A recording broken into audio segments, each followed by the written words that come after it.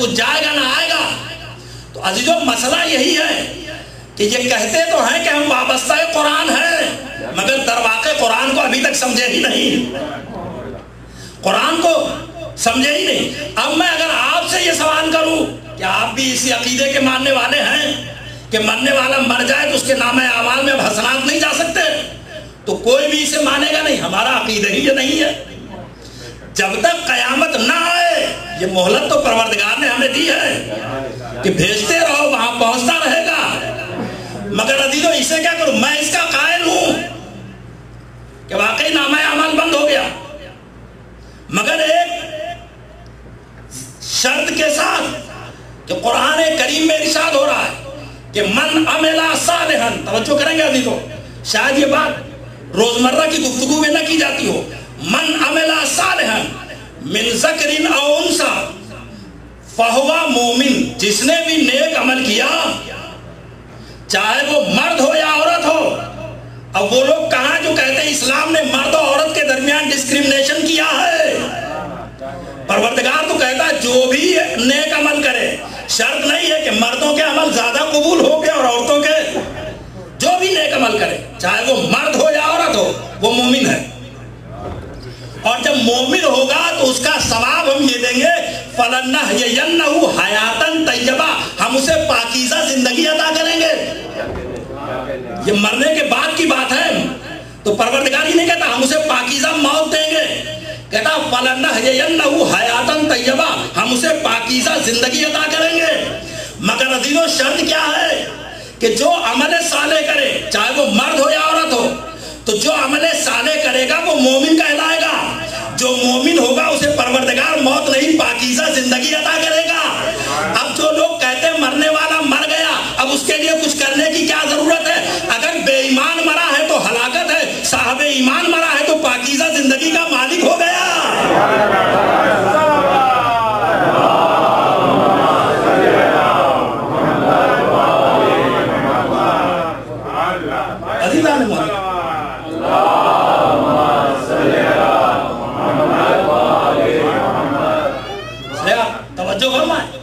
اگر وہ بے ایمان مرا ہے تو اب ظاہر ہے کہ اب یہیں پر فکر بنتی ہے. جو کہتے ہیں ہم تو کچھ نہیں کرتے، تو نہیں کرتے تو آپ ہلاکت سمجھ رہے ہیں، کرنے کا کوئی فائدہ نہیں. مگر جو کرتے ہیں وہ اپنے وعدے کو مومن سمجھ رہے ہیں. اگر مومن ہے تو کریے، اگر مومن نہیں ہے جو کریں.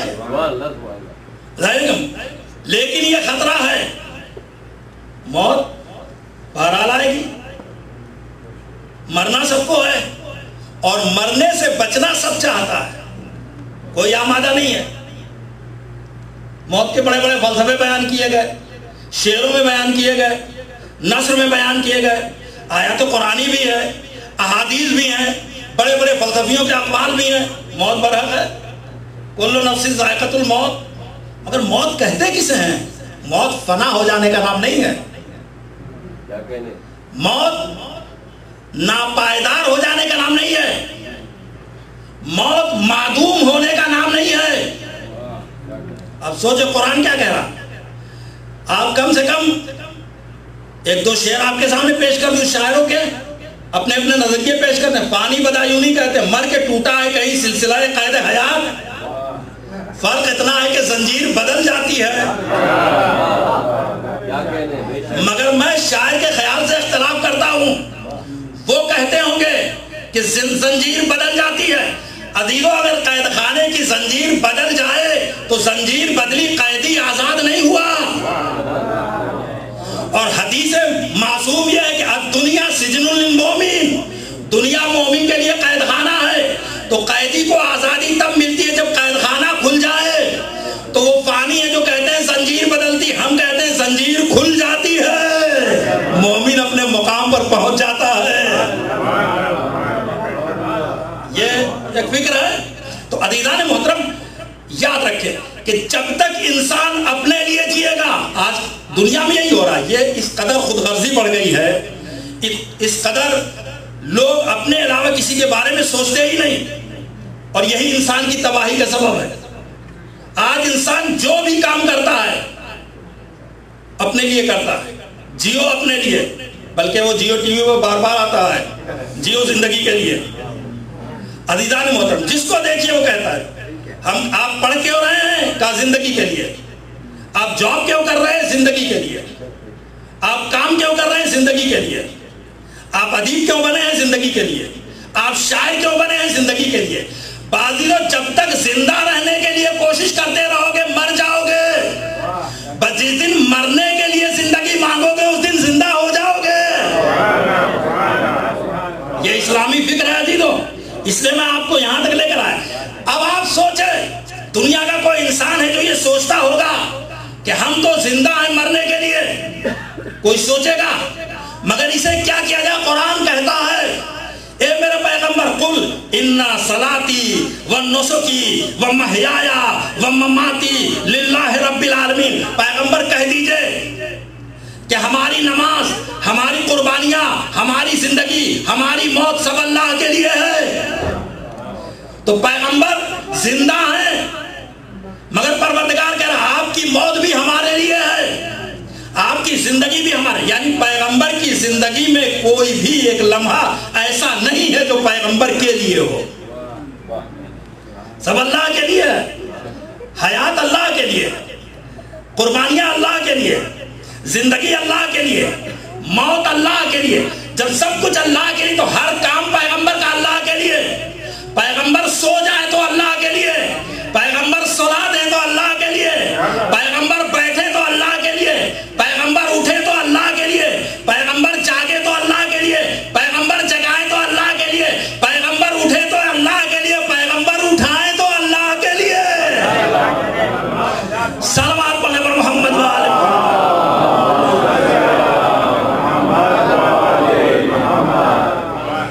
عزیزان محترم، یہ ہے مقام ہر رخ سے۔ تو اب یاد رکھیں زندگی کا کل تصور یہ ہے، جہاں موت کا کوئی گزر نہیں ہوتا وہ یہ ہے کہ انسان صاحب ایمان ہو، ہر رخ اس کا اللہ کی طرف ہو، ہر رخ اس کا اللہ کی طرف ہو۔ عزیزان محترم، یہی سبب ہے کہ پروردگار عالم نے ان لوگوں کے مراتب کو بلند کیا ہے جو ہمیشہ اللہ کی خوشنودی چاہتے ہیں۔ یہ تو ان کے کمالات ہیں، ظاہر کی ان کا مقام، مگر کچھ ایسے مقامات ہیں جو ائمہ سے الگ ہٹ کر آپ دیکھیں تو بہت بلند کر دیا پروردگار نے، جس کا تصور بھی ہم نہیں کر سکتے ہیں۔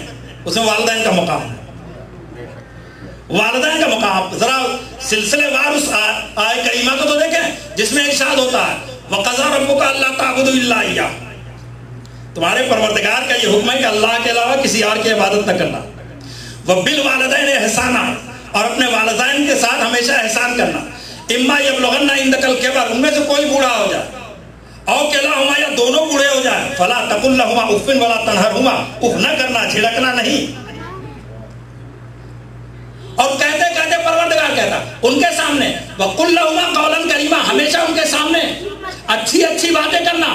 واخفض لہما جناح الذل من الرحمہ، اور جب ان کے سامنے جانا تو اپنے ان کاندھوں کو جھکا کر جانا، نہ نظریں اٹھی ہوئی ہو نہ کندھا اٹھا ہوا ہو، یہ احساس انہیں نہ دلانا کہ آپ بوڑھے ہو گئے میں جوان ہوں، یہ احساس انہیں نہ ہونے دینا۔ وَقُلْ رَبِّ ارْحَمْهُمَا كَمَا رَبَّيَانِي صَغِيرًا، اور اے پیغمبر دعا کیجئے کہ معبود ان پر اسی طرح سے رحم کرنا جیسے انہوں نے بچپن میں ہمارے ساتھ رحم کیا۔ آپ نے دیکھا دی تو کتنا ان کا مقام بلند کر دیا، کتنا ان کا مرتبہ بلند کر دیا۔ یہ صرف ایک رخ سے ہمارے لیے وسیلہ ہے کہ یہ ہمارے والدین نہ ہوتے تو ہم دنیا میں نہ آتے۔ تب آپ پہچانے عزیزو، یہیں سے تو مراتب پہچانے جاتے ہیں۔ جو ایک رخ سے سبب فیض رساں ہو، اس کا مرتبہ جب پروردگار نے اتنا بلند کیا تو جو ہر رخ سے ہمارے لیے فیض رساں ہو اس کا مقام کیا ہوگا؟ اس لیے کہا، اب آپ سوچیں کہ جب پیغمبر نے کہا ہوگا، اسی لیے حدیث پیغمبر ہے کہ اپنے والدین کی طرف محبت اور رحمت کی نظر سے ان کے چہرے کو دیکھنا یہ عبادت ہے، عبادت ہے۔ اپنے والدین کو اس طرح سے دیکھنا کہ جس میں محبت پائی جاتی ہو، رحمت پائی جاتی ہو، چاہت پائی جاتی ہو، اسے عبادت قرار دیا۔ اور اس حدیث کو تمام علماء اسلام نے، جتنے بھی مکاتب اسلامی کے علماء ہیں، سب نے اس کو نقل کیا. اور اسی طرح سے اسی سے ملتی جلتی بھی کچھ حدیثیں اس کو بھی انہوں نے نقل کیا ہے، اس لیے کہ ابھی تک کوئی مسئلہ نہیں ہے، سب بات آسان سی ہے. اور پھر یہ ہے کہ تمہارے اگر ماں باپ شرک ہوں، مشرک ہوں، تب بھی انہیں جھڑکنا نہیں، انہیں اف نہ کرنا، ان کی توہین نہ کرنا، جب تک وہ حکم خدا سے ان کا حکم متصادم نہ ہو، ان کو کمتر نہ سمجھنا. تو آپ دیکھیں کہ جب ان کو اتنی اہمیت دی جا رہی ہے تو جو مومن بھی ہو ان کا کیا مقام ہوگا، ان کا کیا مرتبہ ہوگا. اور اس لیے کہا جا رہا ان کے چہرے کی طرف دیکھنا عبادت ہے. تو عزیزان محترم یہ بات سب نے لکھی اور بڑی شان سے لکھی. جب باب الوالدین آپ کھولے، جس کتاب میں کھولے تو یہ حدیث آپ کو ملے گی. والدین کی طرف رخ کر کے دیکھنا، ان کے چہرے کو دیکھنا، یہ عبادت ہے. ایسی ایک حدیث حضور نے بھی ارشاد فرمائی ہے اور کہ جو النظر الی وجہ علی ابن ابی طالب عبادہ، علی کے چہرے کی طرف بھی رخ کرنا عبادت ہے. یہ حدیث کسی نے نہیں لکھی اور سب کو اعتراض. تو عزیزو اس پر تو کسی کو آبجیکشن نہیں، اس پر سب کو آبجیکشن کا. وہ تو والدین کے لیے ہے، وہ اس باب میں بات ہو گئی. علی تو ہمارے والدین نہیں ہیں. اسی لیے تو پیغمبر نے ایک حدیث اور بھی ارشاد فرمائی، انا و علیون ابوال امہ، میں اور علی امت کے باپ ہیں.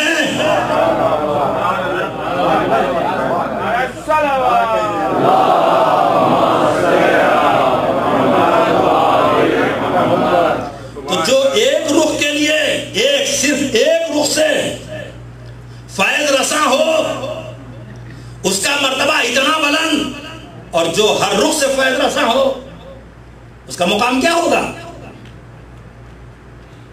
تو بڑا بلند مرتبہ ان کا کر دیا. اور یہاں تک کہ پروردگار نے کہا انشکرنی ولی والدین، میرا شکریہ ادا کرو، اپنے والدین کا شکریہ ادا کرو. شکریہ کب ادا کیا جاتا ہے؟ شکریہ تب ادا کیا جاتا ہے جب نعمت ملتی ہے. تو پروردگار کا میرا شکریہ ادا کرو، انشکرلی ولی والدین، اپنے والدین کا شکریہ ادا کرو. تو کم سے کم اسی لفظ سے یہ آپ پتہ تو لگا لیں کہ اللہ نے والدین کو بچوں کے لیے نعمت قرار دیا ہے، نعمت قرار دیا ہے. اور یاد رکھے کہ پروردگار عالم اس نے کتنی نعمتیں دی ہیں، اور اس نے جو نعمتیں دی ہیں تب دیا ہے نعمت جب ہمیں مانگنے کا سلیقہ بھی نہیں آتا تھا. تب اس نے نعمتیں دی ہیں جب ہمیں مانگنے کا طریقہ بھی نہیں آتا تھا. اسی لیے تو اس نے آپ دیکھیں سورہ حمد آپ پڑھیں تو سب سے پہلے وہ کہتا ہے الحمدللہ رب العالمین الرحمن الرحیم مالک یوم الدین ایاک نعبد و ایاک نستعین. یہ سب کہنے کے بعد میں نعمت کا تذکرہ کرتا ہے. اہدنا الصراط المستقیم صراط الذین انعمت علیہم، اس راستے پر چلو کہ جس پر ہم نے اپنی نعمتیں نازل کی ہیں. تو نعمتوں کا تذکرہ بعد میں کیا ہے، شکریہ کا تذکرہ پہلے کیا ہے.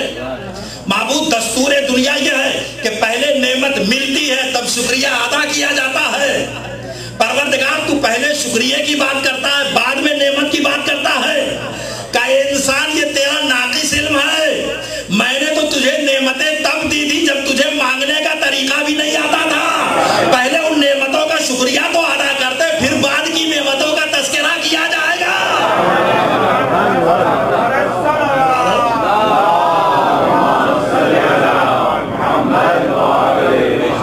کتنی نعمتیں اس نے ہمیں دی. نعمتیں وجود اس نے ہمیں دیا، نعمت حیات اس نے ہمیں دیا، والدین کی نعمت اس نے ہمیں دی.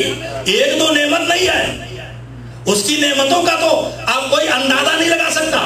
وہ تو معصوم کہتے معبود اگر تو نے یہ توفیق ہمیں نہ دی ہوتی تو تیرا شکر بھی نہ ادا کر سکتا. یعنی شکر الہی کے لیے بھی توفیق الہی چاہیے. اب اللہ تو فرمائے کس قدر اس نے عطا کیا. فَبِأَيِّ آلَاءِ رَبِّكُمَا تُكَذِّبَانِ، تم اپنے پروردگار کی کن کن نعمتوں کو جھٹلاؤ گے. وہ نعمتیں دیتا چلا جا رہا ہے، ہم نعمتیں لیتے چلے جا رہے ہیں. تو عزیزان محترم پہچانے جب نعمتیں بے انتہا ہیں تو شکر بھی اتنا ہی ہونا چاہیے. نعمتیں ایک دو ہوں تو شکر بھی ایک دو ہو. मगर जब नेमतें इतनी है, 14 नेमतें उसने हमें दी हैं, तो मुकाम शुक्र भी हमारा बुलंद होना चाहिए। इसलिए बहुत सख्ती से उसने कहा लाइन शकर तुम शुक्रिया अदा करोगे तो हम नेमतों में इजाफा करते चले जाएंगे। मगर दूसरा रुख भी उसने सामने रखा, लाइन कफरतुम इन्ना अज़ाबी लशदीद, अगर तुम नेमतों का कुफरान करोगे तो अज़ाब शदीद भी देंगे। ये अज़ाब शदीद की बात अरहमुर राहिमीन क्यों कर रहा? इसलिए वो कर रहा है कि हमने जो नेमतें तुम्हें दी हैं इससे बुलंद कोई नेमत नहीं हो सकती। अब अगर इन नेमतों का इनकार किया तो अब सिवाय अज़ाब के कोई चारा नहीं है। अजीज़ों मुलादा तो करें परवरदिगार आलम, और उसने नेमतें, अब हमें शुक्र अदा करना। हम शुक्र कैसे अदा करें? हम हैं जाहिल इंसान, हम हैं लाइल्म इंसान। हमारा वजूद क्या, पैदा हुए तो जाहिल थे, मरेंगे तब भी उसी कैफियत में आ जाएंगे। जब पैदा हुए तब भी नजिस थे, मरेंगे तब भी नजिस। हमारी क्या हैसियत है? और शुक्रिया उसका करना है जो रब्बुल अरबाब है। तो माबूद शुक्रिया अदा करें तो कैसे अदा करें? हमारा इल्म नाकिस, शुक्रिया उसका अदा करना है कि जो रब्बुल अरबाब है, और वहां का माहौल भी नहीं मालूम वो किस तरह का शुक्रिया कबूल करता है। वो कौन सा अंदाज इख्तियार करें कि परवरदिगार हमारे उस अंदाज को कबूल कर ले। इसलिए परवरदिगार ने कहा अब नेमतों पर तुम्हें अजीमुशान नेमत और दे रहे हैं। उसका कमाल ये होगा कि जो वहां के मिजाज से भी वाकिफ होगा, तुम्हारे मिजाज से भी वाकिफ होगा।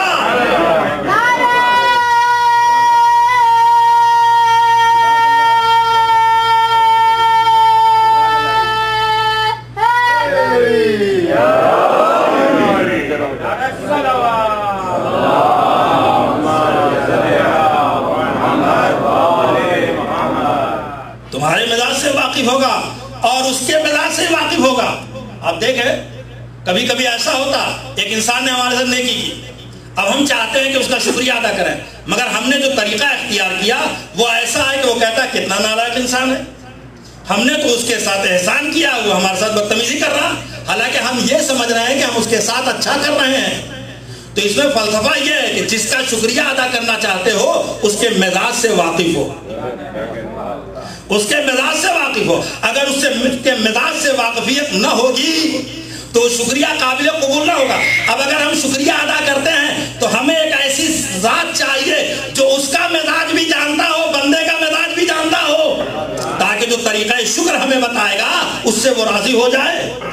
लिहाजा आपने देखा कि ये जो नमाजें हमारे लिए हैं, ये जो रोजे हमारे लिए हैं, ये जो ज़ियारतें हमारे लिए, ये तरीका शुक्र है उसके लिए जो रब्बुल अरबाब है। और यही नहीं, शुक्र कैसे करेंगे? जितना हमें मिलता है उसी अंदाज से शुक्र अदा करेंगे। एक शख्स का पानी पिला दो, उसने एक गिलास पानी पिला दिया, हमने कहा शुक्रिया। अब दूसरे दिन थोड़ी नहीं कहेंगे शुक्रिया, वरना चिढ़ हो जाएगी। हमने यही क्या जो बार बार आप हमारा शुक्रिया अदा कर रहे हैं। उसने पानी पिलाया, हमने शुक्रिया कहा, आई गई बात खत्म हो गई। एक शख्स है जो $10,000 का चेक दे रहा है, तो अब जाहिर है कि हम सिर्फ शुक्रिया को बात नहीं होगी। अगर दूसरे दिन मिलेगा तो कहेंगे अस्सलाम वालेकुम, उसने बड़ी नेमत हमें दी है, उसने हमें ज्यादा दिया है, तो सिर्फ बात एक शुक्रिया से नहीं चलेगी।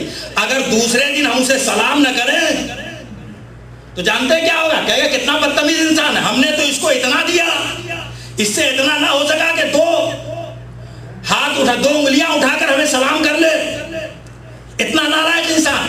अब जाहिर कि वो कहेगा तो नहीं अपनी जबान से, मगर सोचेगा जरूर, इसलिए कहेगा तो उसकी शराफत के खिलाफ, और अगर ये उसे सलाम न करे तो इसकी शराफत के खिलाफ। तो इसका काम है कि उसे सलाम करे, उसका काम है कि इसका सलाम ले। अगर ये सलाम नहीं करता तो ये बुरा इंसान। तो अजीजान मोहतरम, अब बात सिर्फ शुक्रिया से नहीं होगी। अगर वो मिलता है, जब तक मिलता रहेगा सलाम करते रहेंगे। अब आपने पहचाना इसलिए कि उसने हम पर बड़ा एहसान किया, उसने हमें बड़ी नेमत दी, उसने हम पर बड़ा लुत्फ किया। अब आपने पहचाना कि ये इस्लाम में ज़ियारतें क्यों रखी गई हैं। ये हर नमाज के बाद ज़ियारत, हर मौके पर ज़ियारत, ये ज़ियारत नहीं है। जिन्होंने हम पर लुत्फ किया है, हमने सुबह शाम सलाम भेजते हैं।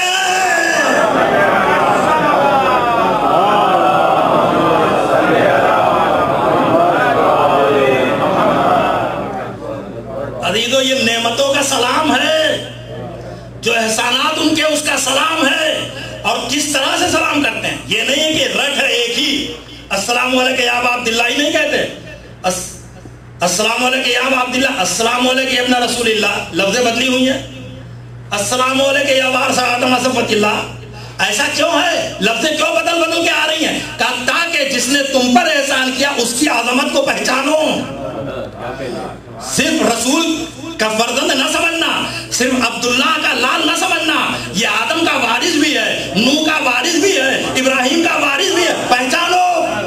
ہم زیارت امیر المومنین کے لیے کھڑے ہوئے, السلام علیکم یا امیر المومنین, اے امیر المومنین آپ پر ہمارا سلام ہو مولا کو. لیکن دوسرا جملہ یہ نہیں ہے, دوسرا جملہ السلام علیکم یا امام المتقین. پہلے جملے میں امیر کہا, دوسرے جملے میں امام کہا. امیر دنیا کے لیے ہوتا ہے, امام آخرت کے لیے ہوتا ہے. یہ پوری معرفت ہے. اگر دنیا کی ضرورت ہو تو امیر المومنین سے ملنا, آخرت کی بخشش چاہیے تو امام المتقین سے ملنا. صلوات پڑھنے پر محمد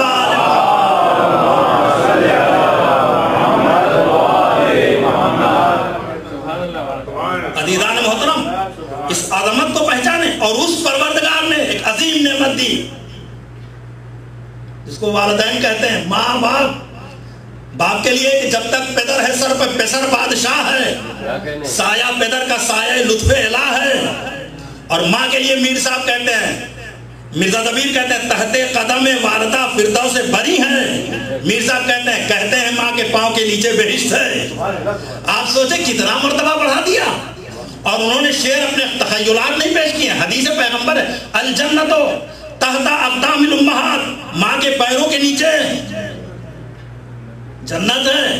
جس جنت کی تمنا لوگ کرتے ہیں اللہ نے اسے ماں کے قدموں کے نیچے رکھ دیا ہے. اسی لیے جب قیامت میں سوال و جواب ہوگا, سنیں یہ قرآن کی آیت بھی ہے, جب قیامت میں سوال و جواب ہوگا کہ تم نے پہلا کام کیا کیا, پہلا کیا کیا, نماز کی بات نہیں ہوگی, روزے کی بات نہیں ہوگی, سب سے پہلی بات یہ ہوگی تم نے اپنی اولاد پر کتنی شفقت کی. اور اولاد کہے گی یہ کمال شفقت تھی ہمارے لیے. پہچانے یہ ماں نہیں بنتی ہے, مظہر جمال الہی بن جاتی ہے. ماں نہیں ہوتی ہے, کمالات الہی کا مظہر بن جاتی ہے. نے دیکھا کیا مرتبہ ہے ماں کا. خدا کی قسم تاریخ میں ایک واقعہ ہے, ایک شخص تھا جو غیر مذہب پہ تھا, اس نے اسلام قبول کیا, چھٹے امام کے پاس آیا اور امام کے ہاتھوں پر اس نے اسلام کو قبول کیا اور انتہائی خدمت گزار امام کا ہو گیا. مگر ماں چونکہ غیر مذہب کی تھی لہذا وہ انتہائی دشمن ہو گئی اپنے بیٹے کی. تو نے غلط کیا, آبا اجداد کے دین کو چھوڑ دیا, ایک غلط راستے پر چلا گیا, میں تجھ سے راضی نہیں ہوں. اور اب وہ اپنے بچے کو دشمن کی نظر سے دیکھتی ہے, یعنی شدید دشمنی واقعی کرنے لگی. وہ اس نے آ کر امام سے شکایت کی, مولا جب سے میں نے دین حق قبول کیا میری ماں مجھ سے بہت زیادہ دشمنی کرنے لگی ہے, بہت زیادہ مجھ سے نفرت کرنے لگی, میں کیا کروں. امام نے کہا اپنی ماں کی خدمتوں میں اضافہ کر دے. توجہ کریں گے, اپنی ماں کی خدمتوں میں اضافہ کر دے. اب جب پلٹ کر اپنے گھر جاتا ہے تو چھوٹی سے چھوٹی ضرورتوں کا خیال کرتا ہے. ماں کی چھوٹی سے چھوٹی ضرورتوں کو نظر انداز نہیں کرتا ہے. ماں کی خدمت کر رہا, مصروف خدمت ہے. یہاں تک کہ اس کی خدمت کو دیکھ کر ماں متاثر ہو کے کہتی, بیٹا جب تک تم ہمارے دین پر تھے اتنی خدمت نہیں کرتے تھے, تم جب سے اس دین پر آئے ہو بڑے خدمت گزار ہو گئے, کیا وجہ ہے. تو اس نے واقعہ بیان کیا کہ جب تمہاری دشمنی زیادہ بڑھی تو میں نے تمہاری شکایت اپنی ماں سے, اپنے امام سے کیا. میرے امام نے یہ حکم دیا کہ ماں کی خدمتوں میں اضافہ کر دو, اس لیے میں نے تمہاری خدمتوں میں اضافہ کر دیا ہے. کہا مجھے بھی اپنے امام کے پاس لے چل, مجھے بھی اپنے امام کے پاس لے چل. ایک بار وہ آتی ہے امام کی خدمت میں, کہا مولا مجھے معاف کر دیجئے, مجھے اپنے دین کی تعلیم دیجئے. بار بیٹا کہتا ماں تم تو بڑی نفرت کرتی تھی, یہ کیسے ہو گیا. کہ ایک جملے نے انقلاب پیدا کر دیا. کہ وہ کیا ہے. کہ میں یہ سوچتی رہی تیرا امام کیسا امام ہے جو اپنے دشمنوں پر اتنا مہربان ہے تو چاہنے والوں پر کتنا مہربان ہوگا.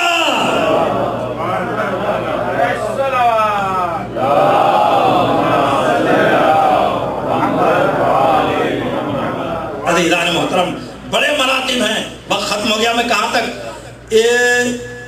گفتگو کو آگے نہیں بڑھا سکتا ہوں، لیکن عزیزان محترم آپ سمجھ لیں کہ چاہے وہ آیات قرآنی ہو اور چاہے وہ احادیث پیغمبر اسلام اور اقوال معصومین علیہ السلام ہو، فضائل والدین سے بھری پڑی ہیں. اور خدا کی قسم ایک لمحے کے لیے بھی نہ ماں کی ناراضگی ہمارے ساتھ ہونی چاہیے نہ باپ کی ناراضگی. عزیزو یہ سامنے کی باتیں تو آپ بھی جانتے ہیں. ایک درخت آپ لگائیے اور وہ درخت جو عنقریب آپ کو پھل دینے والا اس کی جڑوں کو کاٹ دیجئے، درخت زندہ رہے گا؟ یہ ماں باپ اسی درخت کی جڑ ہیں. اگر آپ نے اس جڑ کو ضربہ لگایا تو کامیاب نہیں ہو سکتے ہیں. اور خاص طور سے اگر یہ میسج ہے تو ہمارے جوانوں نوجوانوں کے لیے، ہمارے بچوں کے لیے، ہماری بیٹیوں اور بہنوں کے لیے کہ سنیں، انسان کی کل کامیابی کا راز صرف والدین کی خدمت ہے. اس لیے کہ والدین کی خدمت ہی ہوتی ہے جو آل محمد تک لے کر جاتی ہے. اس لیے کہ یہ رگوں میں خون نہیں ہے، شیر مادر ہے جو محبت اہل بیت بن کر دوڑ رہا ہے. لہذا ان کی خدمت ایک لمحے کے لیے قابل نہیں ہونا چاہیے. اور یہ نہیں ہے کہ دنیا سے ماں چلی گئی تو ہماری ذمہ داریاں پوری ہو گئی، اب ہمیں کچھ نہیں کرنا ہے. نہیں، اب تو آپ کی ذمہ داریاں شروع ہوئی. اس لیے کہ جب تک وہ زندہ تھی خود سب کچھ کر لیتی تھی، اب تو آپ کی محتاج ہو گئی ہیں. آپ جتنا کار خیر کریں گے ان کے حسنات میں اضافہ ہوتا چلا جائے گا. جتنا ان کے لیے توبہ استغفار کریں گے ان کے سیئات میں کمی ہوتی چلی جائے گی. اب یہ آپ کی ذمہ داری ہے. ہم نے دیکھا ہے ابھی تو بات ختم ہو گئی. ایک جملہ کہہ کر مساحت کی طرف آنا چاہتا ہوں. میں نے دیکھا مدینے کا ماحول ہے، پیغمبر اسلام مسجد النبی میں بیٹھے ہوئے ہیں، اصحاب حلقہ بگوش ہیں، مولا کائنات آستینوں کو چڑھا کر مسجد میں داخل ہوئے اور گریبان چاک ہے، آنکھوں سے آنسو گر رہے ہیں اور کہہ رہے اللہ کے رسول میری ماں کا انتقال ہو گیا. اللہ کے رسول میرے ماں کا انتقال ہو گیا.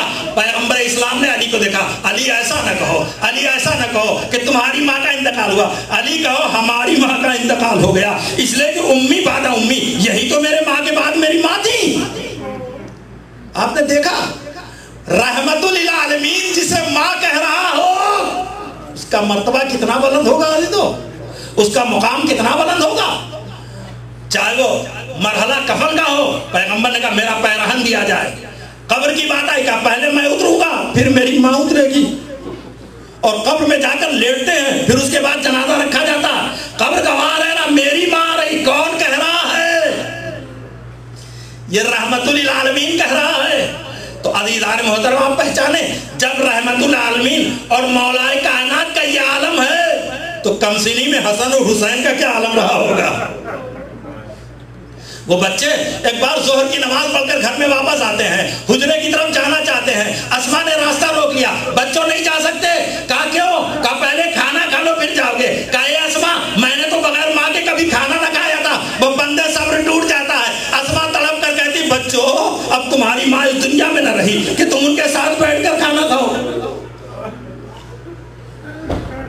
اور باب اعظم ملاحظہ تو فرمائے مولا کائنات ہیں، جناب سیدہ کو غسل دے رہے ہیں. غسل دیتے دیتے ایک بار مولا کی آواز بلند ہوئی. عزیزو نہیں، آپ تب تک گریہ نہیں کر سکتے جب تک اس کو نہ پہچان لے کہ میرا مولا کتنا صابر ہے. میرا مولا کتنا صابر ہے کہ جس نے ساری جنگوں میں زخم کھائے مگر صبر کیا. میرا مولا کتنا صابر ہے، پیغمبر کی فرقت کو برداشت کیا صبر کیا. میرا مولا کتنا صابر ہے، گلے میں رسی باندھی گئی صبر کیا. میرے مولا کو کھینچا گیا صبر کیا. میرے مولا کا حق چھینا گیا صبر کیا. دروازہ گرایا گیا صبر کیا. آگ لگائی گئی صبر کیا. حسن حسین کے رخسار پر تماچے مارے گئے صبر کیا. مگر میرا مولا جب غسل دے رہا تو ایک بار چیخ پڑتا ہے ہائے بنت رسول، ہڈیاں چور ہو گئی مگر شکوا نہ کیا.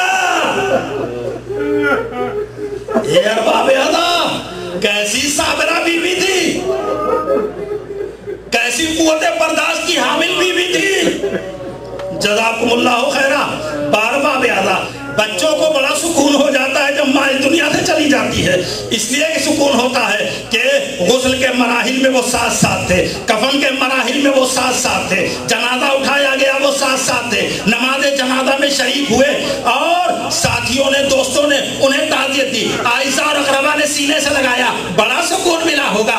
ارباب اعظم بڑی شان قبرستان سے جنازہ قبرستان کی طرف چلا، قبر میں لٹایا گیا، سپرد قبر کیا گیا، ایک بار جنازے کو دفن کیا گیا، کتنا سکون ملا ہوگا عزیزو۔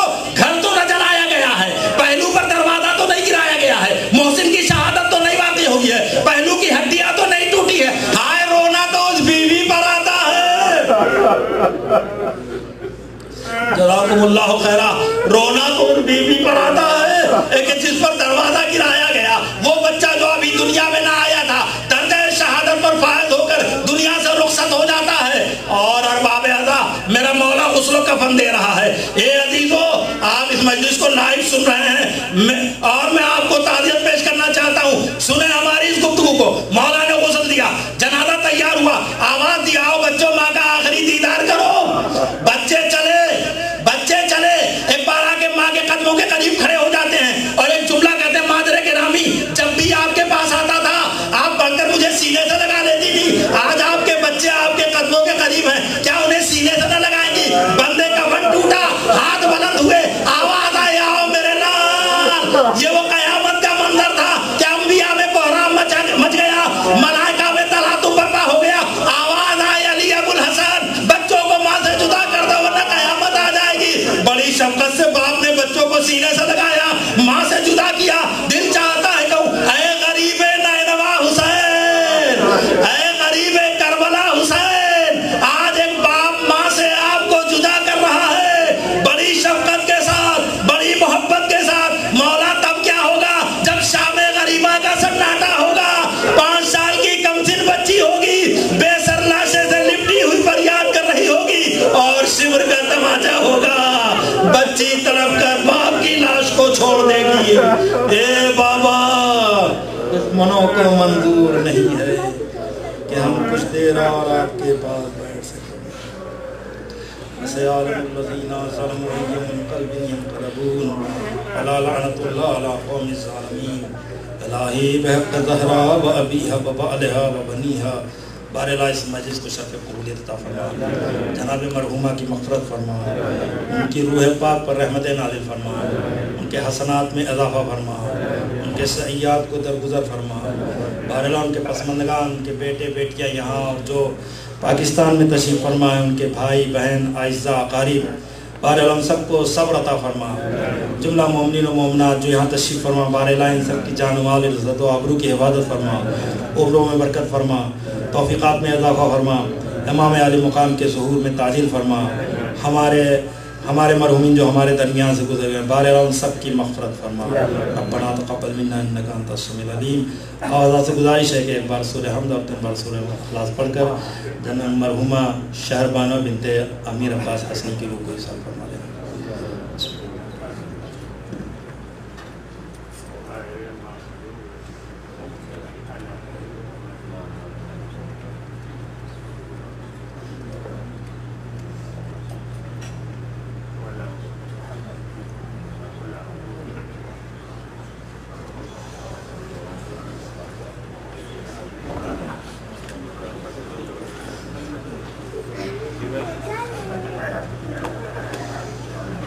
السلام علیکم یا رسول اللہ، السلام علیکم المؤمنین و امام المتقین علی ولی اللہ، السلام علیکم یا فاطمۃ الزہراء سیدۃ النساء العالمین، السلام علیکم حسن المصطفیٰ، السلام علیکم ابا عبداللہ الحسین وعلی علی الحسین وعلی اولاد الحسین وعلی اصحاب الحسین، خصوصاً سیدی مولا ابوالفضل العباس ابن امیر المؤمنین۔ السلام علیکم سائر الشہداء کربلا و سیران کربلا و شام ورحمۃ اللہ وبرکاتہ۔ السلام علیکم یا صحب غریب الغرباء، السلام علیکم معین الضعفاء والفقراء والسلطان والحسن علی ابن موسیٰ رضا، السلام علیکم آبائک السبع وابنائک اربع وقت فاطمہ المعصومہ کن شفیعنا وشفیع والدینا فی یوم الجزاء ورحمۃ اللہ وبرکاتہ۔ السلام علیکم یا صاحب العصر والزمان، السلام علیکم یا خلیفۃ الرحمن، السلام علیکم یا شریک القرآن، السلام علیکم یا کعبۃ الایمان، السلام علیکم یا امام الانس والجان، الامان الامان الامان من فتنة الزمان، عجل اللہ تعالی فرجک وسع اللہ مخرجک وظہورک وجعلنا من أمانك منصارك ورحمة الله وبركاته. اور ممنوعات فاتحہ ہو رہا ہے، وہاں سا فاتحہ نہیں ہے، آپ لوگ فاتحہ کا شکر فرمائیں.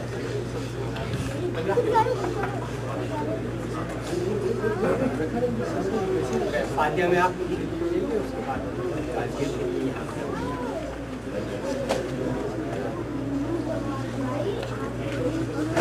فاتحہ پہلے نظر ہوگی، نظر کے بعد فاتحہ ہوگا. پہلے نظر دے رہے ہیں، مولانا صاحب نظر دے رہے ہیں. نظر چاہدہ معصومین رحم اللہ من یقرأ الفاتحہ. بسم اللہ الرحمن الرحیم.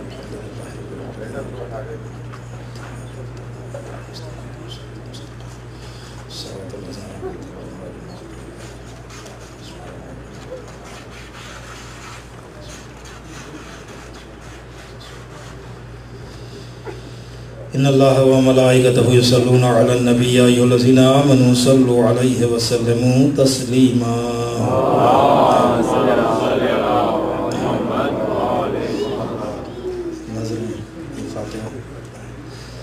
فاتحہ کے لیے آپ حضرات آمادہ ہو جائیں. رحم اللہ من یقرأ الفاتحہ. بسم اللہ الرحمن الرحیم.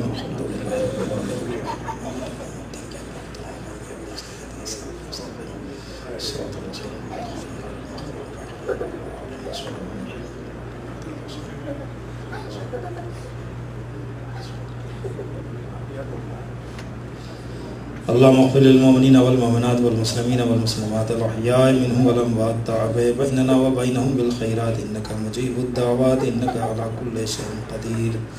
اللهم ادخل على أهل القبور السرور. اللهم أغن كل فقير. اللهم اشفع كل جائع. اللهم اكس كل عريان. اللهم اقض دين كل مدين. اللهم فرج عن كل مكروه. اللهم رد كل غريب. اللهم فك كل أسير. اللهم اصلح كل فاسد من امور المسلمين. اللهم اشف كل مريض. اللهم سد فقرنا بغناك. اللهم غير سوء حالنا بحسن حالك. اللهم اغفر عنا الدين واغننا من الفقر انك على كل شيء قدير.